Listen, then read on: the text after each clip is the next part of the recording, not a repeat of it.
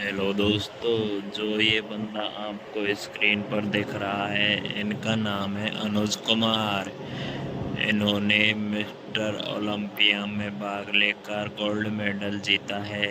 इन्होंने mister Asia 2022 में championship में गोल्ड मेडल भारत के लिए दिलाया है।